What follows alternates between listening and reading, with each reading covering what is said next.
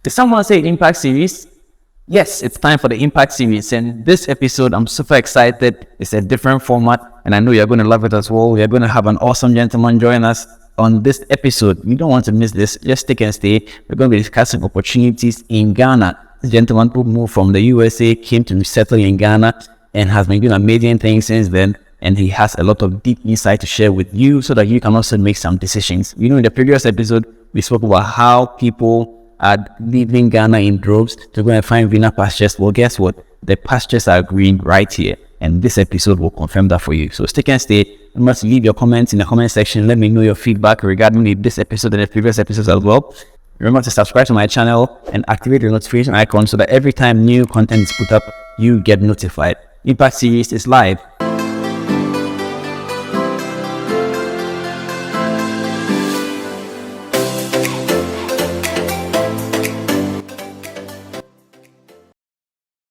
All right. Okay, great. Charlie, hope you're doing well. I'm doing well, my gym buddy. How's it going? Yeah, Charlie, I haven't been to the gym in a while, but we are doing other things. We are innovating and what's the word? Aprotech. We are using anything to exercise. So yeah, it's still a work in progress. Yeah, I see you. I see you on your stories. You are still going strong. I mean, as long as you are still working out, right? That's what that Exactly. matters. Exactly.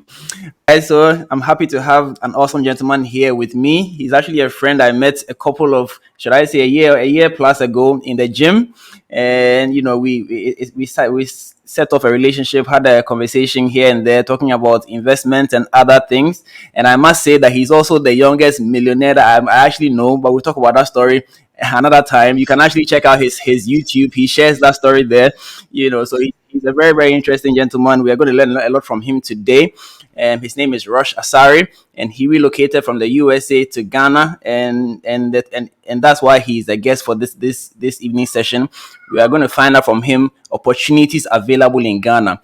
You know, before this session, the last session we actually had, interestingly, was to find out why Ghanaians were moving out of Ghana. People were selling their property. People were taking loans just to secure visas and various things just to leave Ghana because the system is hard, as they say, and so they are exiting Ghana. But he took the reverse approach and came to Ghana. So there must be something here that all of us are missing. So I thought it was up to invite him on the Impact Series so that we can have a discussion about what he saw in this country that made him want to come here.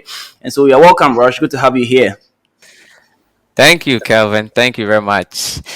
Pleased to be on your platform. Awesome. All right, so let's just dive right in. I mean, tell us about your upbringing. I mean, were you born in Ghana and you left Ghana? How does the whole thing come together? Tell us. Yeah, so I was born in Ghana. Actually, I left Ghana when I was about 14, if I'm not mistaken. And I had a humble beginning, right? Coming up, my parents didn't have much. We were not poor by any means, but life got tough at some point, and my father, just like all Ghanaians, right, got an opportunity to go to America, and later on brought my mom and us to join him, and I basically spent 13 years there. So I came back to Ghana when I was 27. Uh, yes. So to answer your question, I was born here, and I did not go to America on my own. My father was a kid; I didn't have any say. And my father, took me to America, and I do appreciate him for that opportunity. Yes, so You in Accra or Kumasi or where were you before? I was in the Equiapim area, so Mampong to be Okay. exact. All right. Cool. And then you ended up in the military. Tell us about that as well. Yeah, so when I arrived in America, obviously I was 14, so I went to high school. I think I did. I didn't go to sophomore, so I spent 3 years in high school instead of four, because I got jumped a bit. And my father was very strict. My father was very strict on me. So I was in Ghana where you're playing video games and going out, no restrictions. And then we got to the bronze, and as I grew older, I understand why he was the way he was. Didn't really get to go out much and all that stuff. So I was thinking about master plan. How can I get away from this guy without throwing my life away? And a good friend of mine, his older brother, joined the military, and it comes with a lot of benefits. And he wanted to join. So I'm like, yeah, this is not bad at all. It sounds like a approach to get out of the house at a very early age. My father really wanted me to go to college right away, but I'm glad I chose the path that I did. So I joined the military before I told my father, and he was furious when he found out that that I joined the military. But it was too late. And after high school, I went and spent 4 years there, 18 to 22. I was in the Navy, learned a lot of stuff. Happy I did not go to college right away because most people go to college without knowing themselves. They don't know what they really want to do, but based on a lot of pressure, they just go just to go. And that was not the case for me at all. I had a lot of time to think about what I want to do. So when I came out, it was game on.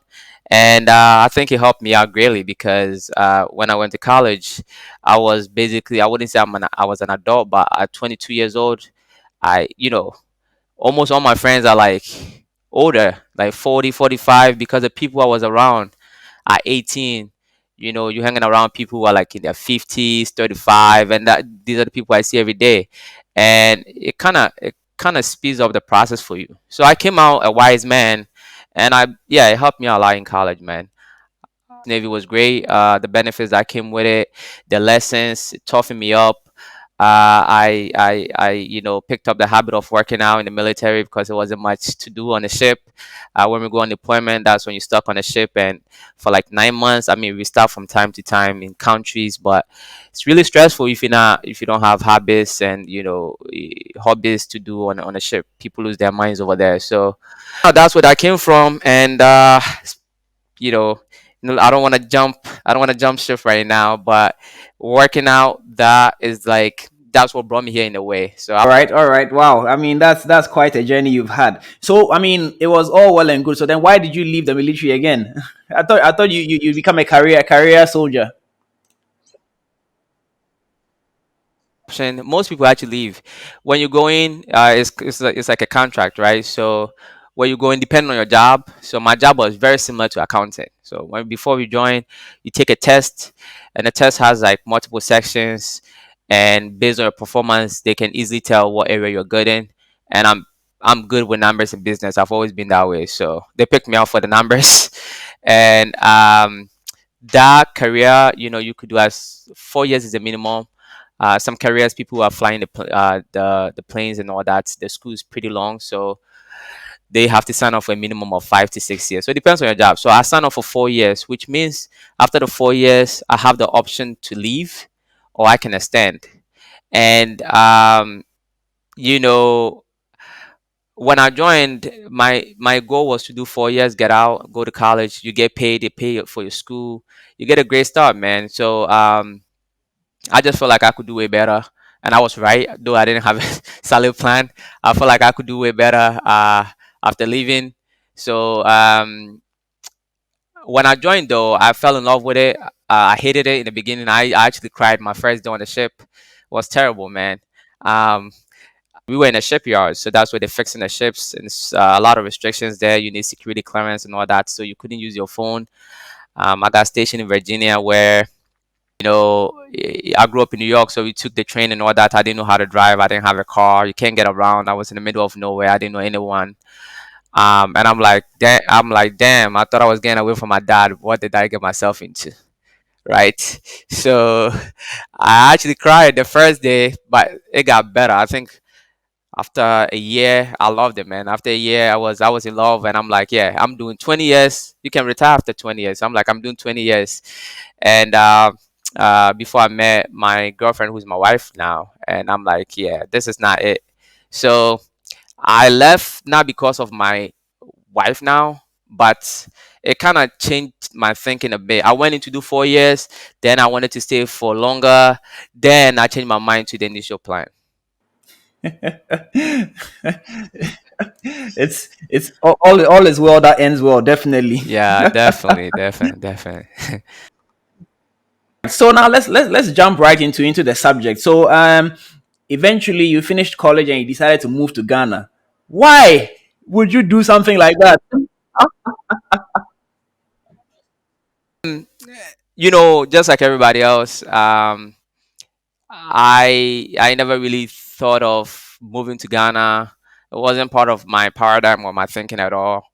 I love Ghana. I used to come and visit all the time. Like I mentioned, I'm from the Equapim area, so as if you go to the Equapim area, you know that nothing is really happening there. I mean, people are now moving to Ebu area and all that stuff. But as far as like East Legon, Airport Residential, the standard that I'm used to, I didn't used to see that. So moving to Ghana was definitely a part of my paradigm. I'll come here once a year, visit. But as time went on in the gym, I made friends with this guy. He's actually a white guy, very wealthy guy. I was working out with him. Basically, I won't say I was training him, but he loved how I looked, and he wanted to emulate that. So we became good friends, and we used to work out almost five times a week. And yeah, just from talking, I have my grand plan. I went to school to do study in accounting. I have my undergrad and my master's in accounting, and I actually work for KPMG. They have a branch in Ghana, KPMG US. I did that for only 2 months, but I met this guy. I think about 2.5 years before, or 3 years before that. So when I met him, we work out every day, and just like most of us, you work, you get paid, especially if you were raised by a middle class family, or poor family. You don't really know much about wealth. It has to be taught, and I certainly didn't know much. I would call myself a brilliant guy because I have like a 4.0 GPA, and but I never picked up a book to read on my own. Right, everything was the stuff that was given to me by the school, and me and this guy and talking to him, he just opened, kind of like peeling layers of my eyes. Right, I could see a whole bunch of stuff that I wasn't thinking about before. So the first thing he did was he asked me what was my plan, right? And I said, yeah, I'm gonna work for 10 years with an accounting firm, and hopefully get a lot of money and come set up a gym in Ghana, because when I was coming here, especially in the Kuyapim area, like I said, nothing is happening there.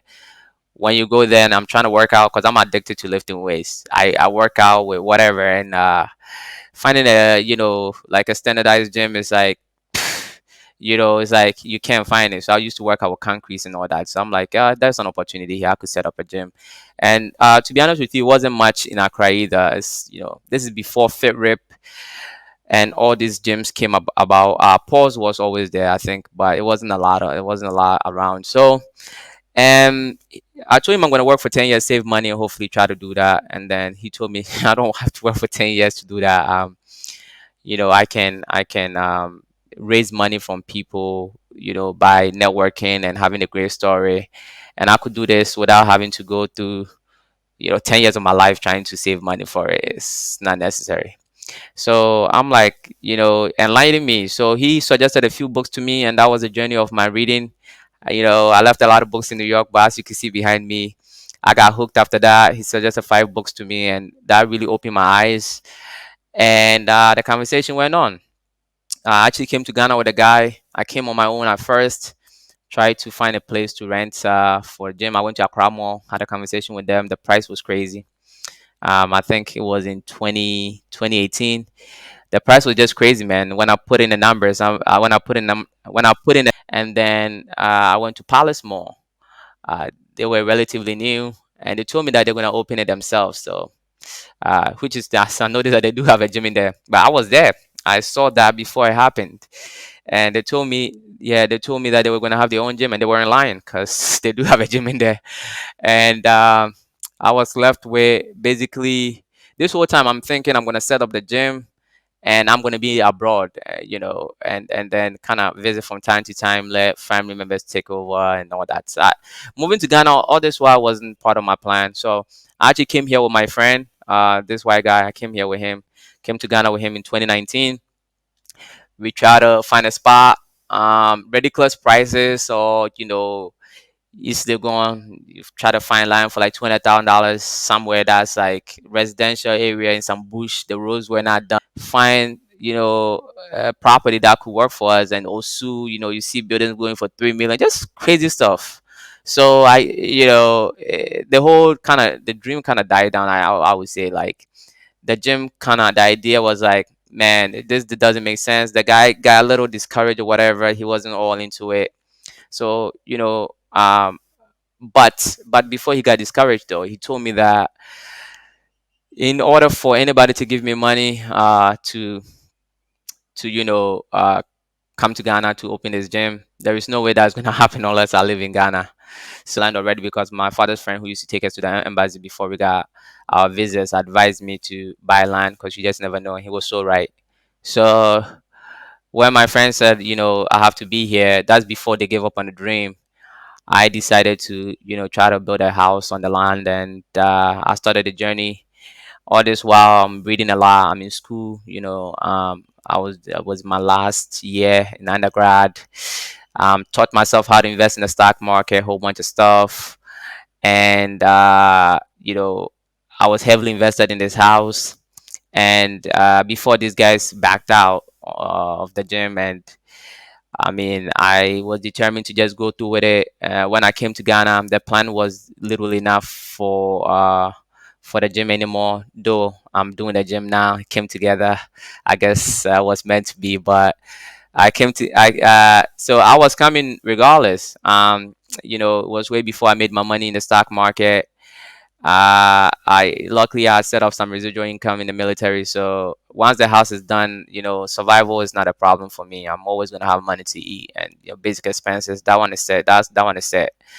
But to make it to the next level where you're living a life, that's what I came here to do. So, um, building this house was not easy. I didn't, you can't take a loan to do it. I was doing out of pocket. I did a whole bunch of calculations, projected, seemed almost impossible to take 3 years to get it done. And that was pretty stressful, man. That's like saving 80% of your income. And my wife was helping me from time to time, and so to help out reduce the years. And it wasn't easy, so I got desperate. I lost some investments that was coming in, so I'm like, you know what, I have all this knowledge in the stock market. Let me go in there and try to make money. And I went in there and made millions in there in I think less than 2 years. And I was able to finish this house in a year and a half. As a matter of fact, I took a break from construction. I took like 4 months from construction, and then I went all in the market because I used that money to go and make money.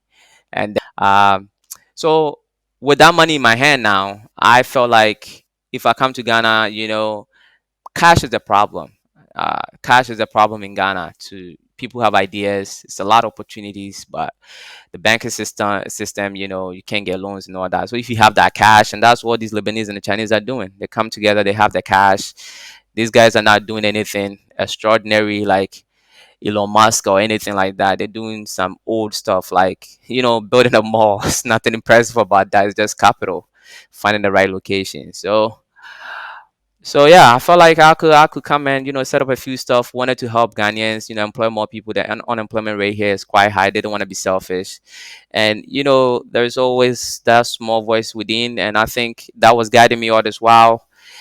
Definitely led me to make this money in the market, because if I wasn't building a house and got desperate, I don't think I would have been heavily involved in that, taking all that massive risk. Um, so yeah, everything always works out, man. So that's in a nutshell. That's it. Wow, that's quite an experience. I mean, so now you've been in Ghana for what, 2 years? Almost 2 years, right? I arrived in May 2021, Okay, right?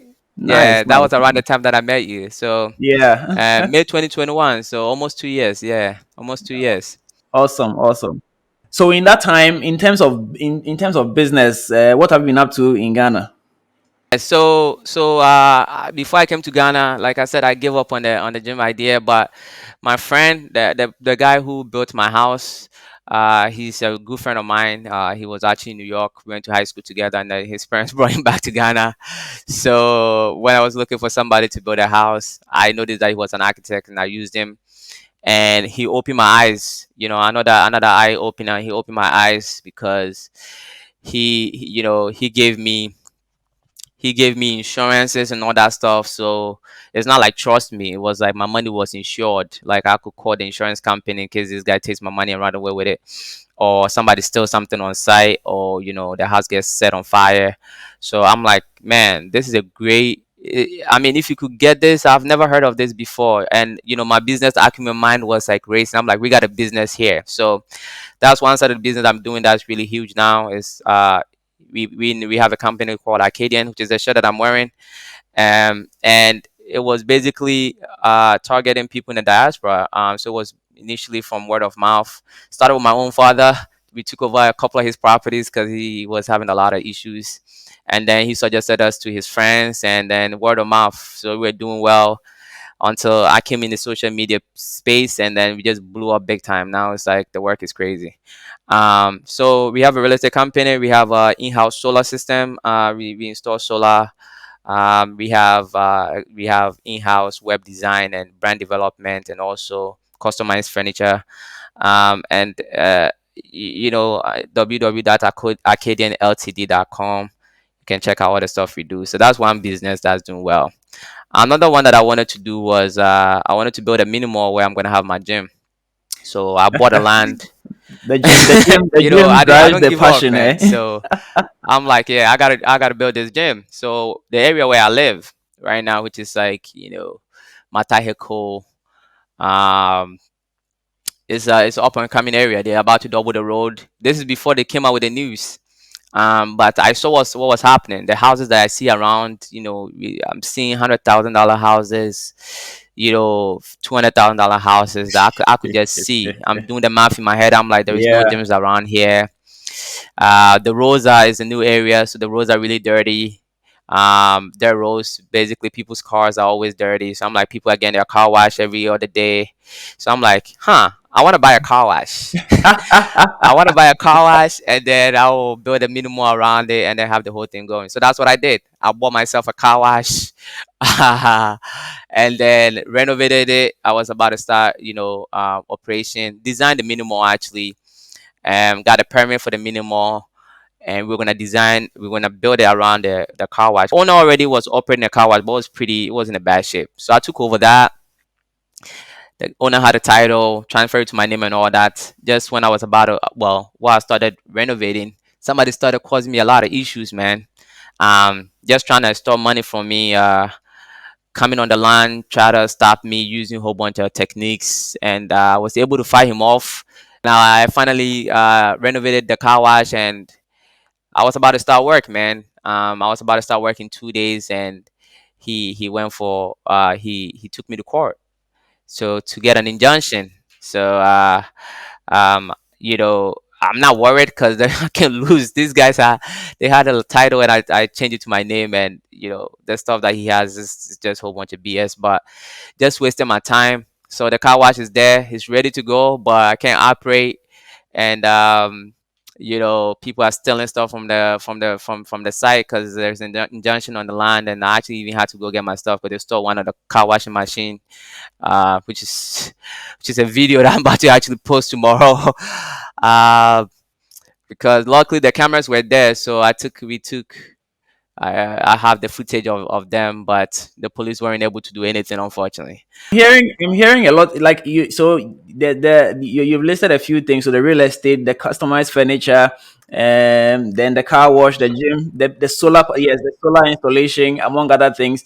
And also I'm hearing a little bit about the challenges of doing business in Ghana. Yeah, I mean, you spoke challenges. about capital, you spoken about security, you spoken about land issues. These are real issues when it comes to trying to operate a business in Ghana, and even the Right. permit. I'm sure it wasn't easy getting the permits. Oh, the So all permit, these. the permit was quite easy because we've been doing this. Remember, because of my real Okay, estate company, in Ghana, it's all about who you know. So the permit is true. quite easy. Less than a month, we get our permit. So the permit wasn't a challenge. So far, it Wow. seems like Ghana has a lot of challenges, but I've navigated all of them. The only thing is the land issues, man. When somebody wants to bother you with land, that one I can't. I can't. So it's a bit difficult to navigate that one. That's the biggest challenge in Ghana I see. I can Everything else is imagine. okay. You can go around it, but the land issue, man, they gotta do something about it. So tell me, in spite of the challenges, looking from, I mean, so right now you are more like an outsider looking in. What are some of the obvious opportunities out there that young people, in spite of all the challenges, can actually grab and begin to do something significant with it so that they don't necessarily have to leave the country? Or should everybody leave the country and then go and find the capital and come back? I mean, I know people who are doing well here. I'm not oblivious to the fact that it's extremely hard to get your initial capital, because when you work here, you really don't get paid much. It's only a few percentage that get paid a lot of money to start anything. So I get why people want to leave, but if you work your butt off, right? I think we've been programmed. When I think about it, I don't get it. There are certain jobs that, like your job a doctor, or certain jobs that once you go to school, you're gonna have a job and they pay, increasingly, you're gonna make your money. But most people go to school for jobs that they just not gonna get hired. There's not a lot of jobs in Ghana. I feel like more parents should you know let go of the old white collar job and let their kids start, give that money to them to start businesses. If they're not interested in going to school, they should understand that in going to college, that could be your initial capital, because capital is the issue here. Capital is the biggest issue here. So instead of going to college for 4 years and being unemployed, I think you should examine that carefully and know exactly what you want. And if you know school is not going to provide you with that, then in this country, in other countries, yes, you're going to get hired when you're done. But this is not the case here. You got to study your environment. I think that's the problem. People are not studying the environment in Ghana. I know many, many people who are making a lot of money, and none of them have white collar jobs, right? All the people that I know who are making the money, they are not doing white collar jobs in Ghana. They're not. I mean, that's actually very, very true. Very, very true. I mean, there's a saying that the money in Accra is actually sitting in Makola. And the question is, how many people in Makola actually are white collar job people? Most of them are, Charlie, they are hustling every day. You know, Yes, yes. So I mean, I think what we need is, if you want to leave and come back and invest, I'm not against that. Like I said, it could be tough, but is the mentality, it is the mindset that you have to sit in the office, and people will feel ashamed to do stuff. I know a guy who actually, I mean, I'm in partnership with him right now. He's doing dry cleaning, and he makes a lot of money, cleans houses. And in America, actually, cleaning is people who start their own cleaning businesses make millions a year. So you just gotta have humility. I think that's the problem here. People sit at home and say, "We I keep applying for jobs and this and this." I mean, I see the coconut guys and the women who are like, the roasting cocoa by the roadside. I did the math, man. They're not doing too bad for themselves. You know what I'm saying? So so I actually have an experience with that. So I at one point in my life, I used to run a taxi service, right?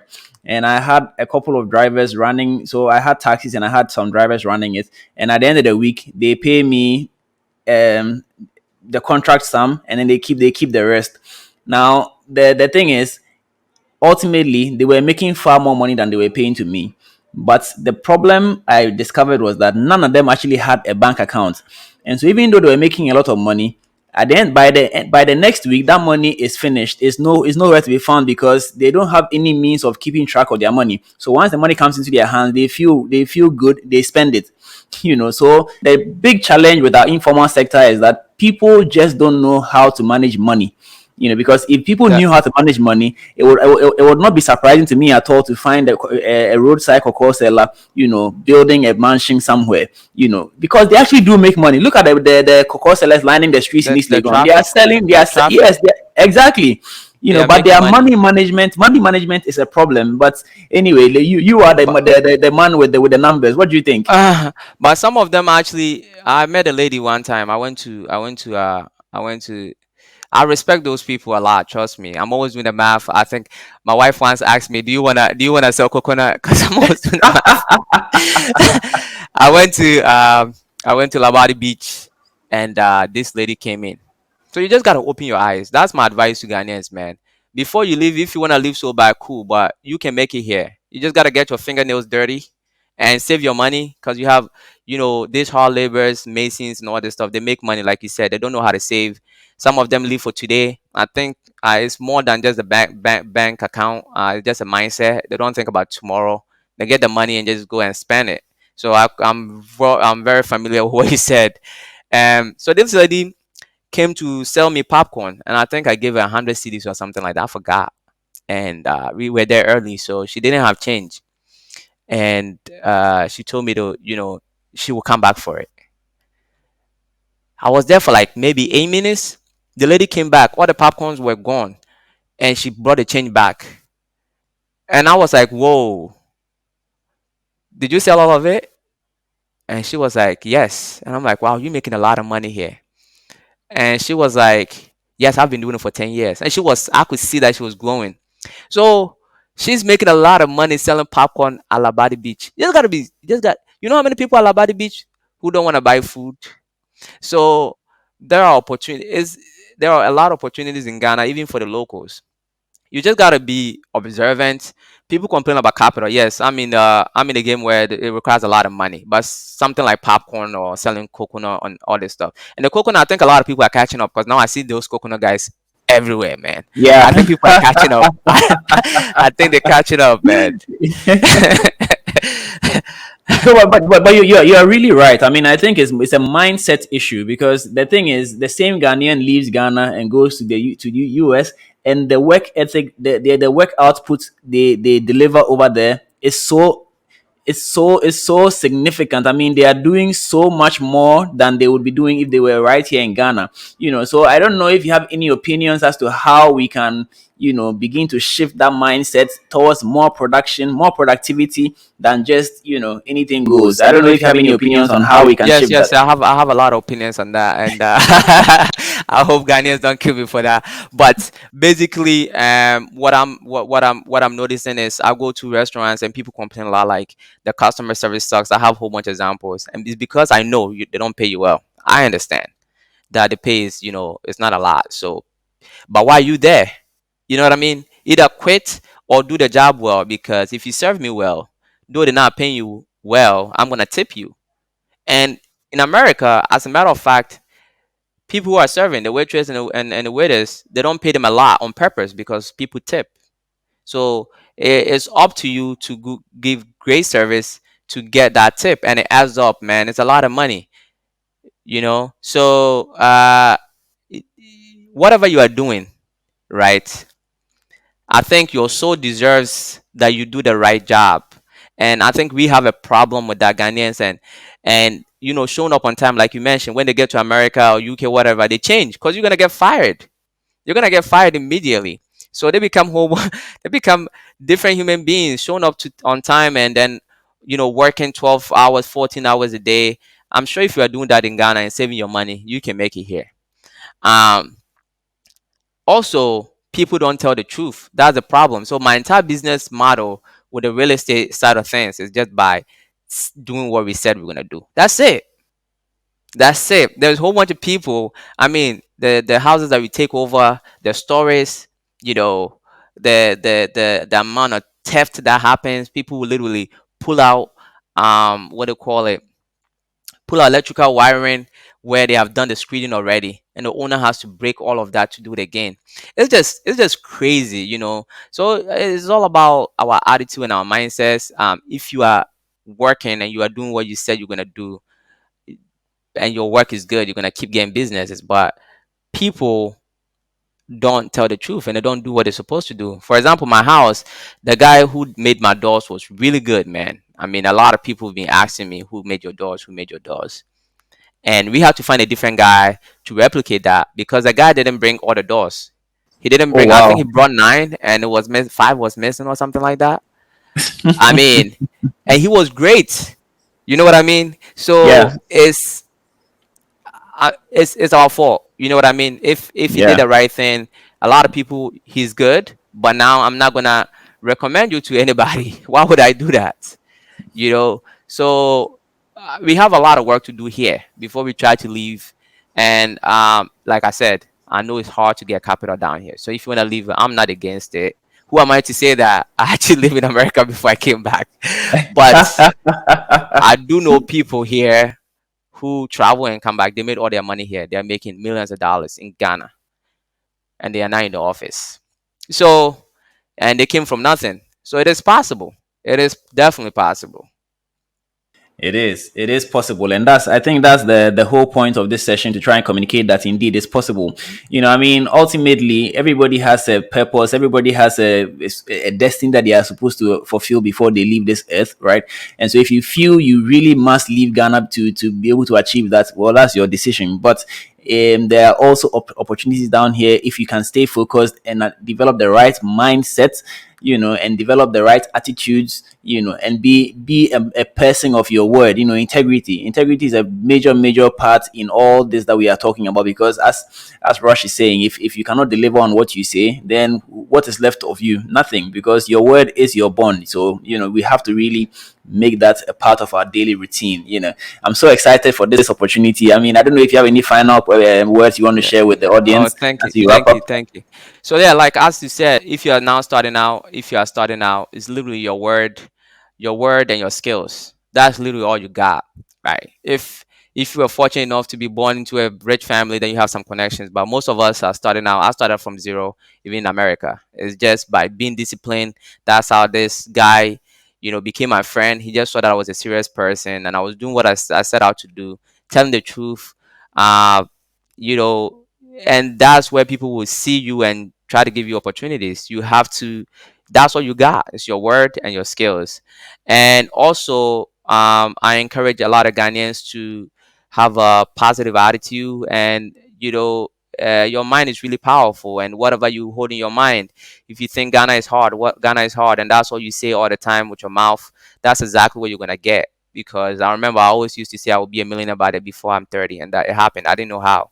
And a lot of stuff that's happened in my life, and from reading a lot of books, and even in the Bible says, right? So whatever you think in your mind, whatever your dominating thoughts are, that projects your reality. There is something known as RAS, your reticular activating system. It's in your brain, and it works really hard for you to see exactly what you want to see. So you should be thinking about positivity. You should be thinking about opportunities and stuff that you want to do, and that's what you're gonna see. If you are looking for problems and thinking about Ghana is hard and it's corrupt, that's exactly what you're gonna see. Trust me, we all don't see the words the same. People see different stuff, and it's all based on your way of thinking. And that's the message I have for them. Awesome, awesome. Thank you very much. Thank you very much for that. You started mentioning terms that I'm very familiar with reticular activating system and it's related things. So yeah, thank you very much for sharing all this knowledge with us. I do hope that as the name of the show implies, impact series. I do hope that we made some impact in the people, in the lives of those who are going to be watching this. And of course, do leave your comments in the comment section and your feedback. We'll definitely get it across. I'm going to leave a link to Rush's YouTube channel in the description as well, so that you can check him out and see how he became a millionaire at such a young age. Thank you, Kevin. Yeah, it was very nice to chat with you, man. We should do this in person another time. It will Yeah, definitely definitely, happen. definitely. You should come and visit me so I can barbecue. I can barbecue some steak, man. I'll definitely take you up on that offer. All right, all right. All right. Thank you very much. Thank you very much. Yeah, yeah, yeah. All right. Wow, that was an exciting session. I mean, I learned so much for myself, and I hope you also learned a lot for yourself as well. I mean, basically, there are opportunities right here in this country. It's up to you to identify them and make the most of them. First of all, you need the right mindset, you need the right connections, and you need capital. But all these things are kind of interrelated, because if you have the right mindset, you can indeed build the capital gradually. Because if you are looking at the circumstances around you, the hard economy, the inflation, all these things, you would never be encouraged to get started with anything. But indeed, people are going through far worse than what you are going through, and they've been able to achieve far more than you have achieved so far. And so it's a lesson. Yes, we can. Let's fix our mind, and the rest will take care of itself. If you enjoyed what you watched here on the Impact series and you'd like to get more content like this, do leave your feedback in the comment section, and don't forget to subscribe to the channel as well, so that every time new content is put up, you are going to get notified. I'm Dr. Kelvin, and I've been your host on this Impact series.